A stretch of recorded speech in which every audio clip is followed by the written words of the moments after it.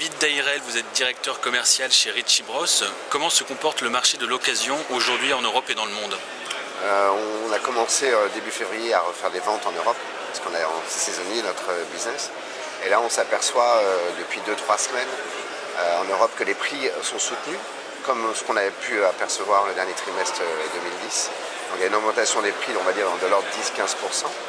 Du fait, qu'il y ait moins de machines sur le marché de l'occasion, qu'une demande mondiale est toujours soutenue, les délais de livraison de plus en plus importants, les prix de matériel aussi qui ont augmenté depuis le début de l'année. Et je pense qu'avec ce qui s'est passé au Japon notamment actuellement, ça va encore remettre une pression sur le marché de l'occasion.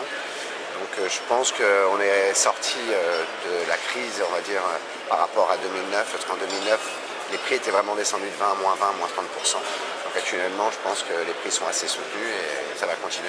Mais je pense que même d'ici fin d'année, ça sera un peu plus compliqué de trouver du matériel sur le marché européen.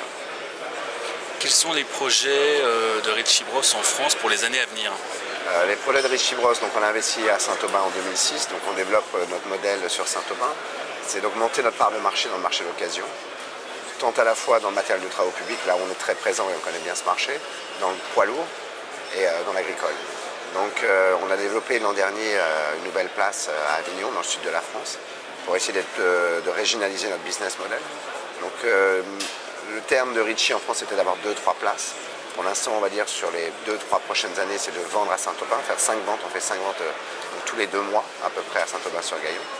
Et on va en faire 2 cette année à Sorgues. Donc la prochaine c'est le 9 juin et une en fin d'année.